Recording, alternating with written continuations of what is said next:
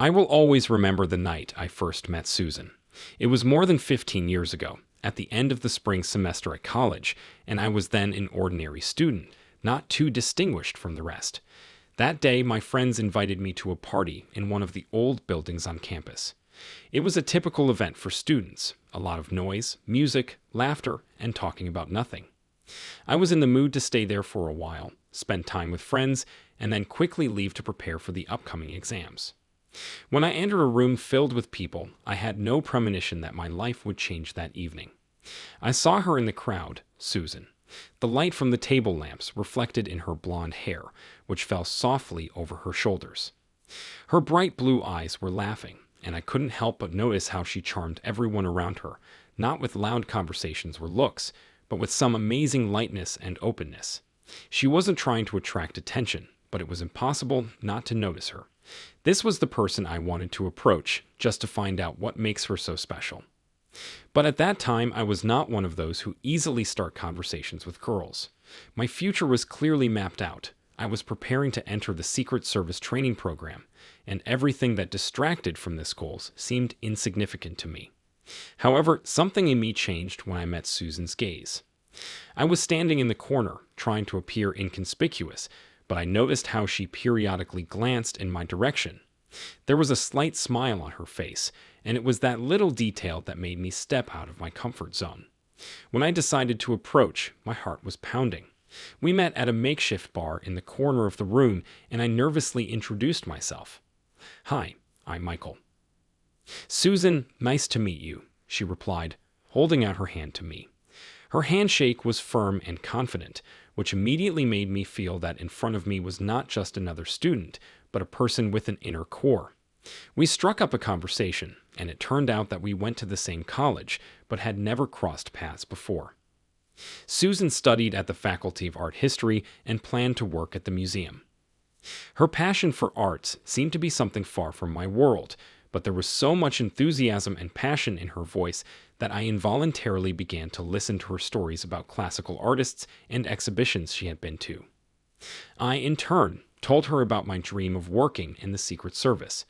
I expected to see boredom on her face. After all, talking about security and special operations rarely fascinates girls. But Susan surprised me. She listened attentively and even asked questions that showed her sincere interest. That evening, the time flew by unnoticed.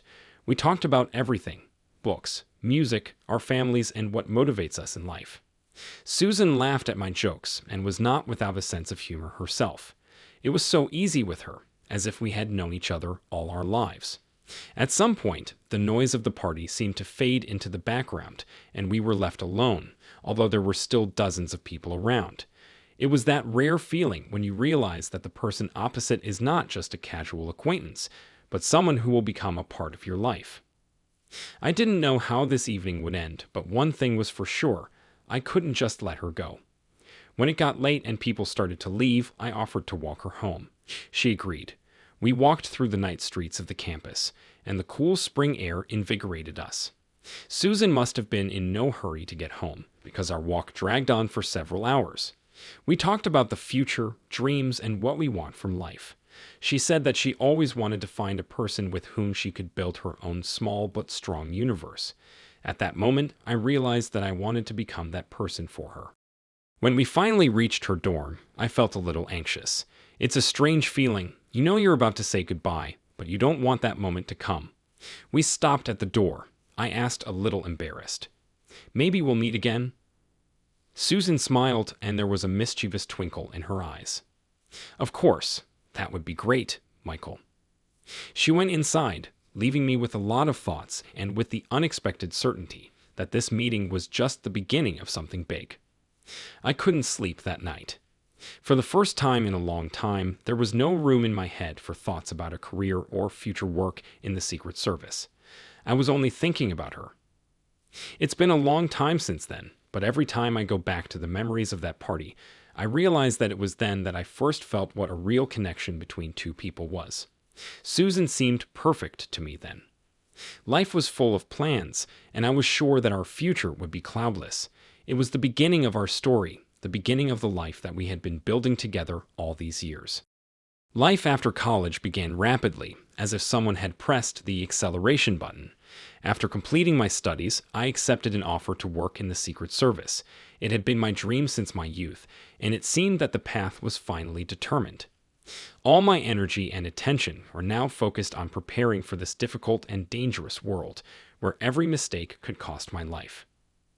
Working in the Secret Service turned out to be much more stressful than I could have imagined. It wasn't just a career, it was a dedication that required complete dedication. My days were scheduled by the minute: training, study, missions, exploration. I used to not think about what might happen tomorrow, focusing on each task as if it might be the last. Thoughts about personal life faded into the background. There was simply no time for it. But in this chaos and constant emergency preparedness, there was one constant refuge: Susan. She was the anchor that kept me afloat in the maelstrom of work. We got married 2 years after that unforgettable college party. It was a quiet and modest celebration, without excessive pomp, but filled with sincere love. Susan didn't want a big wedding. She always preferred simplicity and comfort, and we both felt that the real value of that day lay not in the number of guests or luxury. We exchanged vows with close friends and family, and from that moment on we became a family. After the wedding, our lives began to build up according to a new scenario. Susan decided not to work.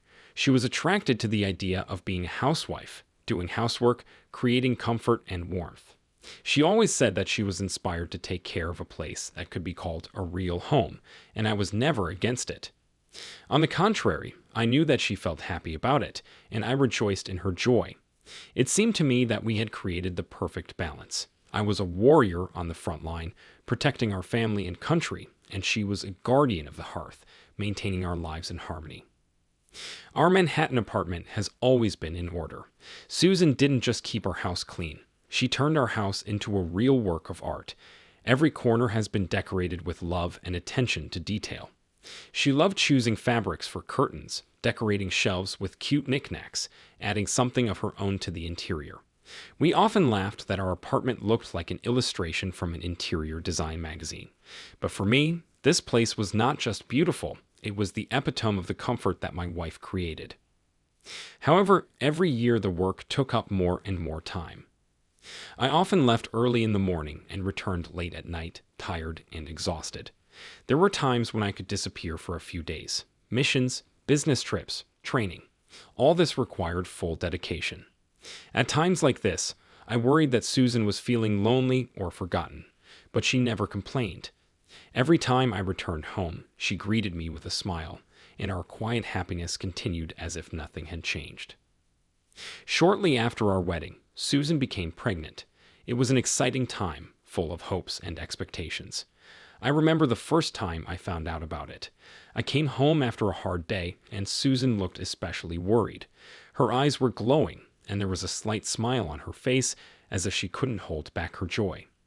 She did not immediately say that she was expecting a child. At first, she just came up to me and quietly took my hand. "Michael, we're having a baby," she whispered, looking into my eyes. These words, like a flash of light, have remained forever in my memory. Everything suddenly took on a new meaning. Up to this point, life seemed to be just a series of events, responsibilities, and goals. But now I was faced with a completely new reality. I was going to become a father. It wasn't just unexpected, it turned my whole perception of life upside down. Susan hugged me, and at that moment I realized that we were no longer just husband and wife. We became a family in the full sense of the word. The pregnancy was relatively easy, despite my constant employment. I tried to be there when I could, went with Susan for medical checkups, bought baby clothes. We prepared the nursery together. It became one of my favorite memories of those times. The room, flooded with soft light, with a crib and colorful toys, seemed to be the epitome of our happiness. When Emily was born, everything changed completely. Susan devoted herself completely to her daughter, and this was exactly what she had always wanted. From the very first days, she became an incredibly caring mother. Susan literally dissolved into caring for Emily, surrounding her with her love and attention. She did not sleep at night, fed, soothed when our little daughter cried. Of course, I also tried to help, but my work continued to take up all my time and energy. Looking at Susan as a mother, I felt admiration. Her patience, kindness, and dedication were amazing. She wasn't just a housewife, she was the keeper of everything that made our family happy. When I returned home and little Emily greeted us with a smile on her face, I felt that this was the most real happiness I had ever experienced. Every evening, when I sat down to dinner with Susan and Emily, I realized that all this, my work, long hours at work, dangers and stresses, was justified by the fact that I have this family, this house. But at the same time, I realized something else. Every year our lives began to revolve more and more around Emily. She became the center of the universe for Susan, and at some point I realized that our conversations and time together had become much less frequent. Susan was completely absorbed in taking care of the house and her daughter, and I continued to struggle with the world outside these walls. We were still together, but it was like we were in different dimensions. However, it seemed normal at the time.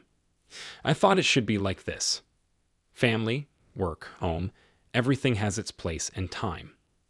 I was proud that we had managed to create such a strong cell, and I did not think that something could have been different.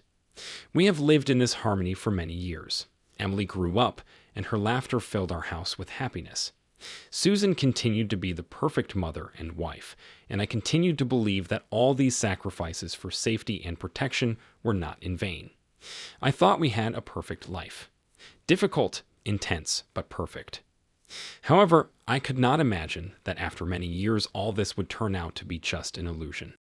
It's been 15 years since Susan and I got married. 15 years filled with joy, caring for my daughter, and a lot of trials that we managed to go through together. I was no longer a Secret Service agent. It was a closed chapter of my life, but my experience was not in vain. I found myself in the security industry, where my skills were in demand. I am currently working in a senior position in a large company, dealing with security issues and coordinating the work of several departments. It was a stable, calm job compared to what I used to do, but that's exactly the kind of stability I've needed in recent years. We still lived in New York, and the rhythm of life here never slowed down. The city seemed to be living at high speeds, pushing all its inhabitants to endless movement. But despite this frenzied speed around us, I always found peace at home. Or at least that was the case until recently. In recent months, I've started to notice changes in Susan's behavior. It started slowly, gradually, like a light breeze before a storm. At first, I did not attach any importance to this, blaming everything on fatigue or banal family routine problems.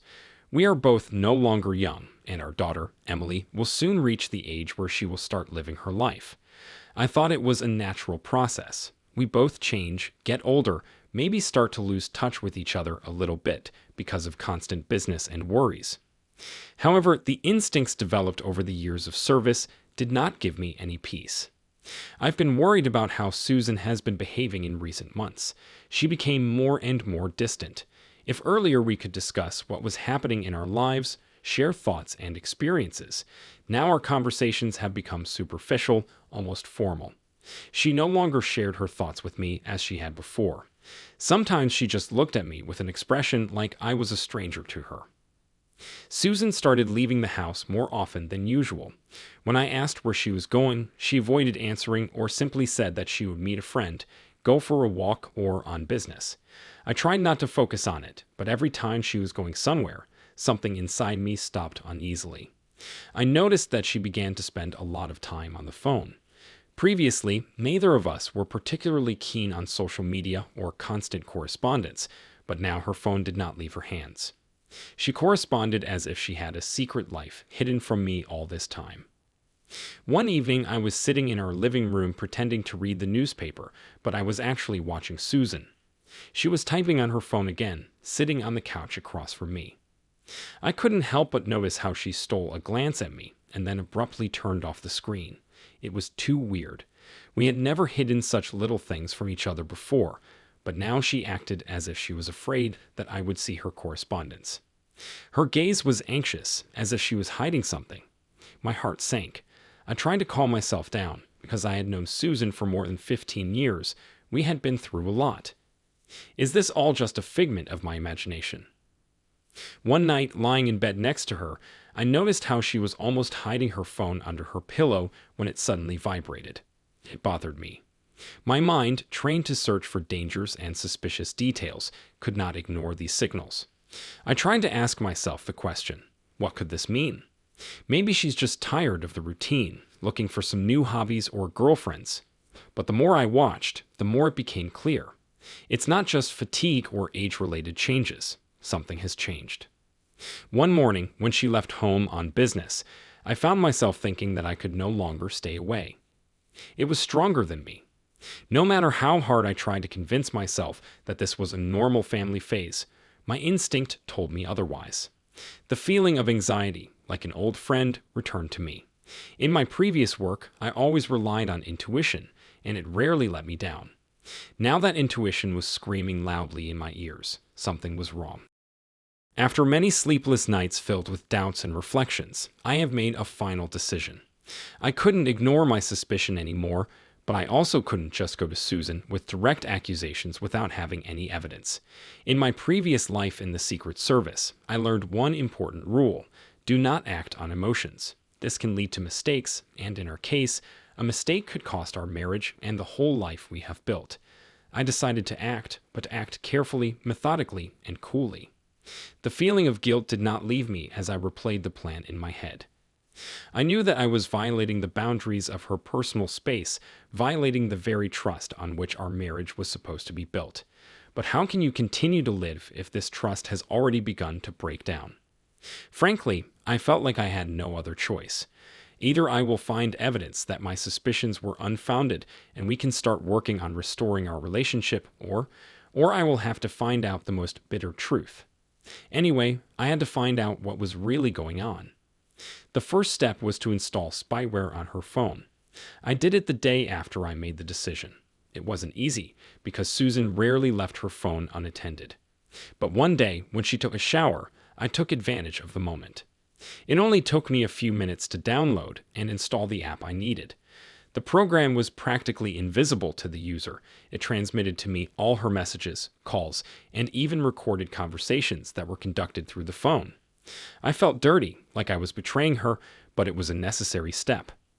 My hand was shaking as I entered the program settings, and I could literally hear my heart pounding loudly in my chest. The next step was a little more difficult, but I thought it through to the smallest detail.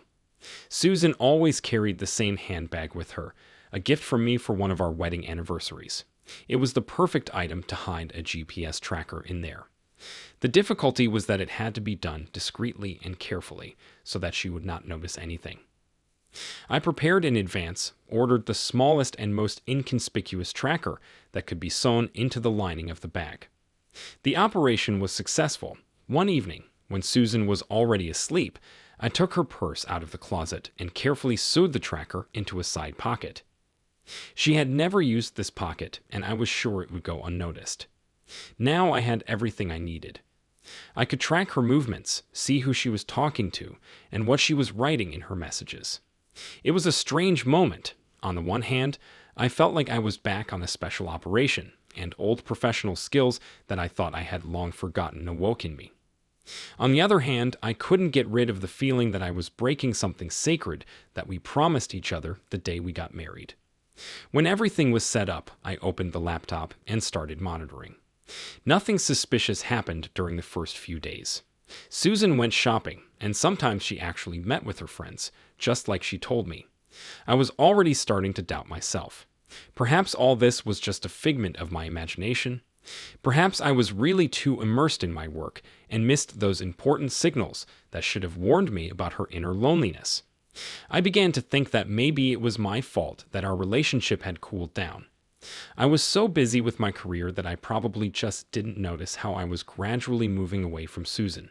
We talked less and less every year, and I thought it was normal for a long marriage, but maybe that wasn't the norm for her. However, after a week, I began to notice oddities. Every time Susan left home, she didn't spend her time where she said she would. The GPS tracker showed her in completely different places. She said she was going to lunch with a friend, but in fact, she ended up in the park, where, as I found out later, she regularly met with someone. The tracker showed that she often stopped at the same place, and the more often I saw it, the more my anxiety began to manifest itself. And then one day it happened. That day, I watched her movements with special attention. Susan said she was going to meet Jenny, her old friend. This did not arouse my suspicions, but when I saw that she was heading not to the cafe where they usually met, but to a completely different area of the city, I tensed up. According to GPS data, she was in a small, cozy restaurant on the outskirts of Manhattan. It wasn't a place to meet friends. I decided not to wait and decided to go there immediately. I quickly packed up and left the house. My thoughts were racing. It was terrible to go there because I didn't know what I was going to see. Part of me wanted to stop all this right now and go home, close my eyes to what was happening, and try to rebuild our relationship. But the other part, the one that was used to the harsh reality of the Secret Service, demanded the truth, no matter how bitter it was. When I arrived at the restaurant, I left the car at a distance and carefully moved closer to the building. I could see through the glass windows the tables inside, people sitting and chatting with each other, and suddenly I noticed her. Susan was sitting at one of the tables, and there was a man across from her. I felt my heart constrict in my chest. My hands clenched into fists, and anger began to rise inside me, but I pulled myself together. Acting on emotions was the last thing I could afford to do. I did not enter the restaurant. Instead, I stopped by the window, staying in the shadows, and watched them. Their conversation was lively. Susan was laughing. Her face lit up with an ease I hadn't seen in a long time. It was the moment when all my suspicions were confirmed. I knew she was cheating on me. After that day at the restaurant, when I saw Susan with a strange man, everything inside me turned upside down. I felt like I was on the edge of a precipice. It was a painful blow, confirming my worst fears. But my work in the past has taught me one thing: do not jump to conclusions without a complete picture. I couldn't immediately explode, rush out with accusations. I needed more information so I wouldn't make a mistake. I knew that the only way to figure out what was going on was to continue my investigation. I sat down at my laptop and began analyzing her correspondence, which was transmitted by a spy program. One of the most frequent contacts on her phone was a certain Tom. At first, I didn't think much of it. Tom is a common name, and I didn't know him personally. But the more I looked through their correspondence, the more I realized that this was not just a friend. Their messages did not look like the usual correspondence between old acquaintances or friends. There was something personal, something too close. The correspondence began innocently, an exchange of memories of college, some funny stories about how they studied together, jokes about old teachers. But over time, their conversations began to take on a more intimate character. I read each new message with a heavy heart. Tom often asked Susan about her feelings, about how she was living now.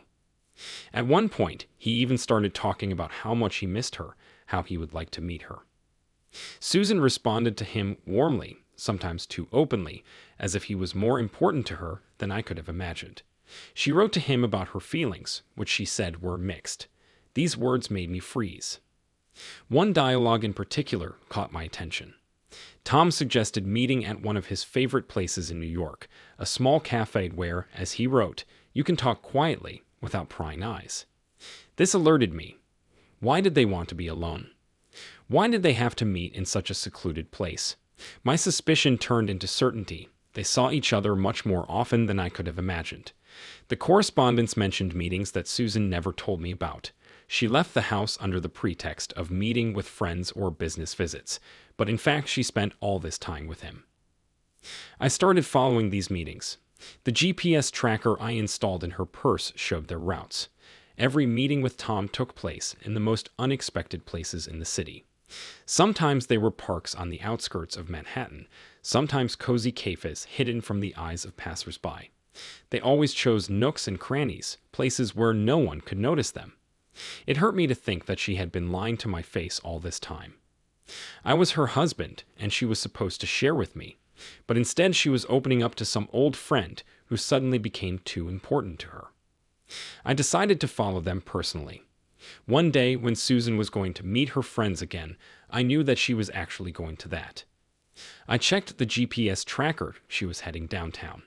I got dressed quickly and went there. When I arrived, I saw them. They were sitting at a table in a small cafe, and their conversation was clearly too intimate for simple friendship. They were sitting close to each other, their eyes crossed, and I could see them smiling at each other. At one point, Tom took her hand, and I felt my heart tighten again. It was a betrayal that I did not expect from a woman I had lived with for more than 15 years. When I got home, I spent the whole evening thinking. I knew it wasn't just an old friend from college. It was a man who reappeared in her life and began to occupy the place that used to belong to me. But I wasn't ready for decisive action yet. I didn't want to make hasty decisions based only on observations and guesses. I needed proof that there really was something between them, that this wasn't just an innocent meeting of old friends that got out of control. In the following days, I continued to follow their correspondence. They continued to communicate daily. Every new message I read only increased my pain and frustration. They discussed not only the past, but also their future together. Tom became more and more interested in Susan. His questions became more and more personal, as if he was preparing for something more. He began to hint that there was more between them than just friendship. Susan didn't reject him. On the contrary, she kept the conversation going. And then one day, when I was checking her phone again, I saw a message that put everything in its place. Tom wrote to her that he missed the days when they were together in college, and that he always thought of her as more than just a friend. It was a confession that I had suspected for so long. Susan did not reply to him immediately, but after a few minutes she wrote, "I also think a lot about those times. Sometimes it seems to me that we missed something important." Those words hit me like lightning. Now I knew for sure that there was more between them than just friendship. Tom was the very person she might have cheated on me with. My patience has come to an end. I couldn't wait any longer. I had to face him. I had to find out the truth, no matter how bitter it was. But before doing that, I decided to collect all the evidence to be prepared for any circumstances. I saved all their correspondence, recorded the coordinates of their meetings, and collected all the information I might need. My investigation had come to an end, and I was ready to take the next step. I knew that nothing would be the same after that, but I had no other choice. When Susan said that she had a meeting with her friends in the evening, something inside me no longer believed her. This evening was another déjà vu. I couldn't get rid of the feeling that I already knew how it would end, but now I was ready to see everything with my own eyes to dispel the last doubts. I checked the GPS tracker on her purse again. The coordinates showed the place where she was going, a small cafe in an area where we had never been before. That was suspicious in itself. My heart clenched, as if anticipating in advance what would happen next. I turned on the spyware on her phone to listen in on conversations. There is a moment of silence, then her voice is heard talking on the phone. "Yes, Tom, I'm on my way out. I'll be there in half an hour. I can't wait to meet you." This short dialogue penetrated me to the very depths. I heard his name, Tom, an old friend whom she had tried so hard to hide from me. Now everything has fallen into place. It was not an innocent meeting of friends. She wasn't going to a bachelorette party or just chatting over a cup of coffee. She was walking towards him, and I knew that this was the moment of truth. My body moved automatically, as if on autopilot. I quickly packed up, grabbed my car keys, and left the apartment. Thousands of thoughts were spinning in my head, but in the first place there was one thing. I had to see everything with my own eyes. On the way to the cafe, I thought about how we got to this point. How 15 years of marriage, memories, joy, and bitterness were reduced to this one night. It was unbearable to realize that I would soon see them together, see the betrayal that would burn me from the inside out.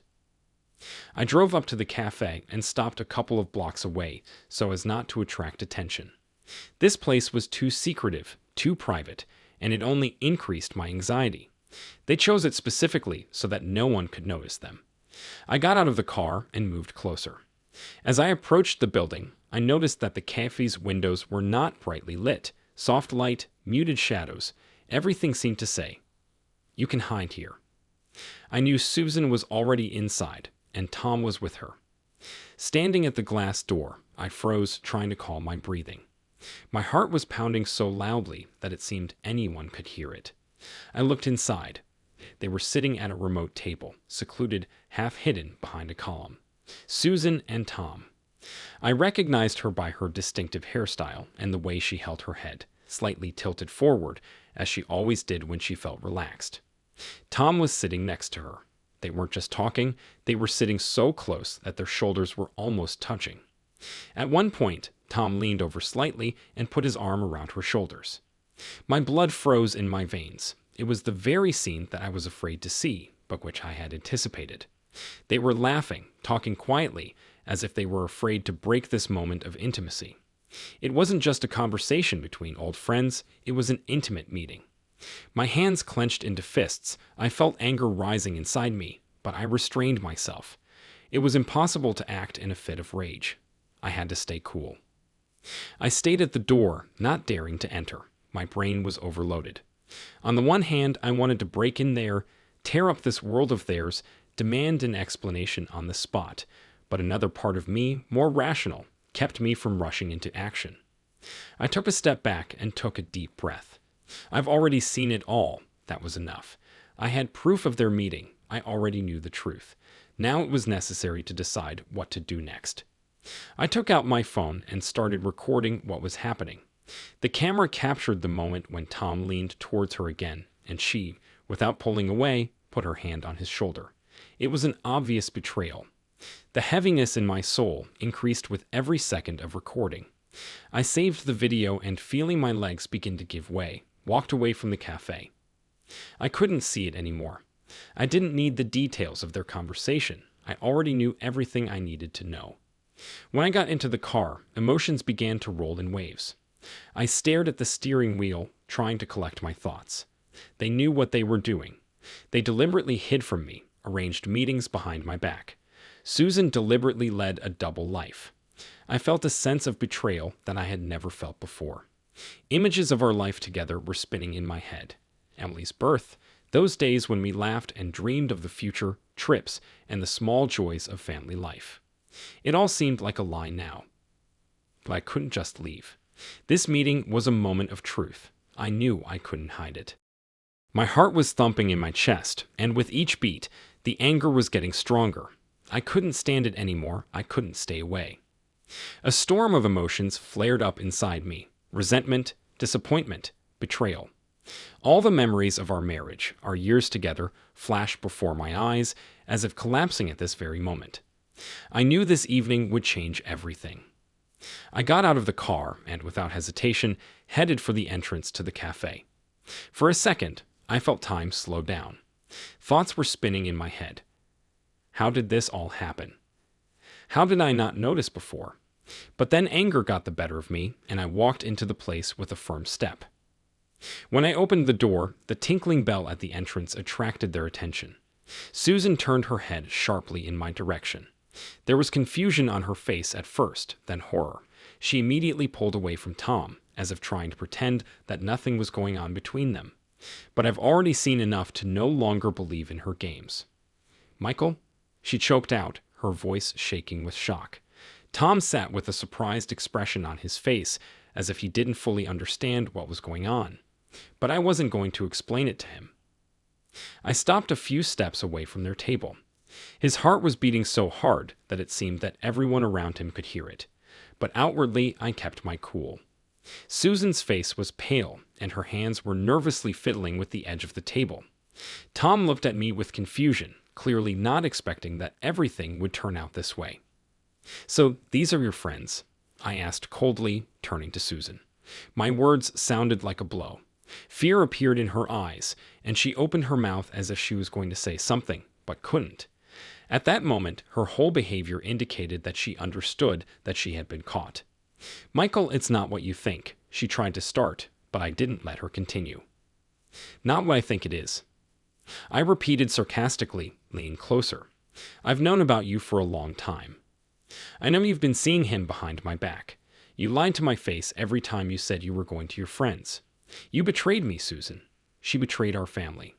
Emily, do you even realize what you've done?" Susan panicked, her eyes glistening with tears. She was trying to explain something, but I didn't want to hear it. The words didn't mean anything anymore. Anything she could say would only add to the pain. Tom, seeing the tense situation, tried to stand up and say something. His voice was calm, but there was nervousness in it. Michael, listen, he began, but I cut him off abruptly. It's none of your business, Tom, I snapped. I'm not going to listen to your excuses. You knew perfectly well that she was married. You knew we had a family, and despite that, you decided to go for it. Don't think I didn't warn you. Tom looked at me guiltily, but I wasn't going to give him a chance to justify himself. All I saw in front of me was the man who ruined my marriage. I had all the evidence, and I didn't need his words. Michael, it was a mistake. Susan began again, her voice choked with tears. I do not know how it happened. It's not what you think. I love you. You have to believe me. But her words sounded like an empty sound. Love? Where was her love when she was dating Tom behind my back? Where was her honesty when she hid it from me? Rage was raging inside me, and I couldn't hold it back anymore. Love! I exclaimed in disbelief. Do you call this love? Do you call these meetings with him love? How could you do this to me, to our daughter? Have you ever thought about what would happen if Emily found out? Susan was crying. Her tears were running down her cheeks, but I felt nothing but pain for her. All she could do now was look at me with fear and remorse, but I knew it wouldn't bring back what was lost. Tom stood up and tried to get closer to intervene. Maybe we should talk about this calmly, he suggested, but I immediately stopped his attempt. Calm down. I took a step towards him, forcing him to step back. Do you think I can talk about it calmly when you ruined my life? Do you think I'm going to listen to you trying to justify yourself? Everything was boiling inside me. At some point, I felt like I was on the verge, that I could snap and start a fight right here in this cafe. But I was better than that. I wasn't going to give them that much pleasure. I wasn't going to let them know how badly they had broken me. You don't have the right to speak for us anymore, Tom. You're just a stranger who decided to destroy a family. Get out of here before I lose control. Tom looked at Susan, then at me, and realizing that he didn't belong here, he quickly packed up his things and left without saying another word. This was his last chance to get out of this situation with minimal consequences. But I didn't care. Now I had to deal with what was left. When Tom left, there was a heavy silence in the cafe. Susan stood in front of me, trembling, her face wet with tears. I looked at her, but I did not see the woman I had lived with for 15 years. She became a stranger to me, like a stranger who suddenly entered my life and destroyed it. Michael, please, she started again, but I raised my hand to stop her. No more words, Susan. No excuses. You betrayed me and our family. Emily will never forgive this, and neither will I or Dunn. I turned around and left the cafe without looking back. My heart was broken, but I knew one thing. It was the end of our lives, our family, our future. After that fateful night in the cafe, when everything collapsed, my life changed forever. Returning home was unbearable. The apartment, which had seemed cozy and safe before, now resembled a prison. Every room, every object seemed to have absorbed the lies that destroyed our relationship. I couldn't sleep in our shared bed, knowing that Susan was lying to me in this very bed, living her double life. When I returned that night, Susan was already at home. She was sitting in the kitchen with reddened eyes, ready to talk, but I wasn't ready to listen to her. I just walked by without saying a word, shutting myself in my room. For hours I lay in the dark, trying to figure out how we got to this point. 15 years of living together, they just seemed to evaporate in an instant. All her words, our promises to each other, all seemed like empty words now. The next day, I decided that we should talk. Despite the anger, despite the pain, I still wanted to hear her version. Maybe I wanted to make sure that it was some kind of terrible dream, that everything was not as it seemed. But deep down, I already knew the truth. When I sat down across from her at the table, Susan immediately started talking. Her voice was trembling, and her eyes were full of tears. She begged me to listen to her, to explain that it was all a mistake, that she was confused, that she didn't want to hurt me or our family. She talked about how it all started, how meetings with Tom seemed innocent at first, but eventually became something more. She told me how she felt lost, how she thought our bond was weakening. But I couldn't hear anything in her words except an attempt to justify her own betrayal. Michael, I still love you, she said softly, hoping it would make a difference. I looked at her for a long time, trying to figure out how the woman I loved could have deceived me so cruelly. "Do you like it?" I asked. My voice was cold. "If you were in love, you wouldn't be dating him. You wouldn't betray me." Her tears were getting stronger, but I couldn't feel sorry for her anymore. All her excuses sounded empty. No matter how hard she tried to convince me that it was a mistake, I couldn't trust her anymore. After a long conversation, I made a final decision. We couldn't be together anymore. Our marriage was ruined, and no words could restore it. We decided to get divorced. The divorce process was difficult, but I knew it was the only right step. I didn't want our daughter, Emily, to find out about her mother's betrayal. Emily was still too young, too innocent to understand what I was going through. She was only 14, and her teenage life was already full of difficulties. So I decided to protect her from this truth. I didn't want her to see her mother in that light. Susan agreed that we would not tell Emily about what had happened. I filed for divorce with full custody of my daughter. Susan and I agreed that she would only be able to see Emily when she proved that she was trustworthy again. To do this, she needed to completely change her life to show that she was capable of being a good mother. But deep down, I wasn't sure she could do it. The apartment that used to be our family nest now belongs to Susan. I left her everything except the most important thing, the right to raise our daughter. I didn't want Emily to live in an apartment where her mother cheated and betrayed me. I took her with me, and we moved to a new apartment in another area of New York, where I hoped I could start over from scratch. Emily, of course, noticed that something had changed. She asked questions, asked why we moved, why Mom didn't come to dinner. I tried to explain to her that my mom and I were having difficulties, but it didn't concern her. It was a difficult conversation, and I tried to convey our decisions to her as gently as possible. Emily was a sensible girl, and although she was in pain, she accepted it with amazing fortitude. Susan, left alone, lost not only her family, but also her usual life. She had nowhere else to run. No one could protect her from the consequences of her actions. She was trying to fix her life, looking for ways to restore trust in herself, but I wasn't ready for her to return to our daughter's life until she showed that she had really changed. My decision to completely break up with Susan was firm. I realized that I couldn't trust her anymore. Several months have passed since then, and every day has been a challenge for me. I learned to live without her, raise my daughter alone, and try to rebuild my life after everything that happened. Sometimes it still felt like I was living in a nightmare, but it was getting easier every day. Emily and I started to build a new life together. We tried to spend more time together, support each other, and I did everything possible to make her feel that her world was not destroyed. I didn't want her life to suffer because of her mother's mistakes. Susan was just a shadow in my life. Her betrayal was too deep to forget. She had lost her family, her trust, and her role in her daughter's life, and that was the price she had to pay for her actions. It's been a few years since everything collapsed. Time, they say, heals, but in my case, it rather helped to figure out what is really important. Life in New York continues, and despite all the upheavals, I managed to rebuild it. Emily and I were left alone. It wasn't easy in the beginning. Loneliness made itself felt, but in the end, I found the strength to move on. And in this new beginning, I found myself. After the divorce, Emily stayed with me. She was already growing up, she was 15, and this period of her life was especially important. I needed to be there for her, to support her. We began to build our relationship anew on new foundations, trust, mutual understanding, and honesty.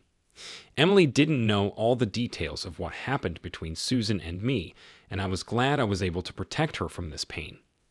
All she knew was that Mom and Dad couldn't be together.